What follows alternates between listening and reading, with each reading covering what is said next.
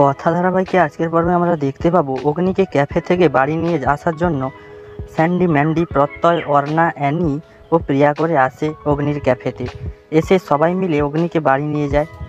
কথা অগ্নিকে বলে, আমি বাড়ির সবার কাছে ক্ষমা চেয়েছি, পাচক মশাই আপনি আমাকে ক্ষমা করে দিন, আমি ইচ্ছে করে কিছু করিনি। অগ্নি বলে, আচ্ছা ঠিক আছে। পরের দিন সকালে যেখানে রং খেলা হয়েছিল সেটা গোছাতে সন্তুদা চলে আসে। জুনিও কথা করেও আসে। কথা বলে, আমার শরবতে কিছু মেশানো হয়েছিল, যদি কোনো কিছু দেখতে পাওয়া যায় এখানে। তাই কথাও জুনি করে খোঁজে। একটা কালো রকম জিনিস পায় কথা। সন্তুদাকে ডেকে বলে, এটা কি? সন্তুদা বলে, এ তো মাদক পাতার গুলি।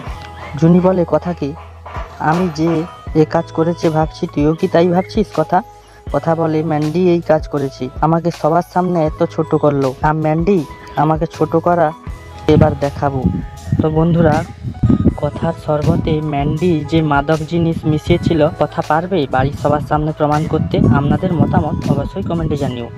পরবর্তী আপডেট পেতে আমাদের চ্যানেলটিকে সাবস্ক্রাইব করে অবশ্যই পাশে থাকুন।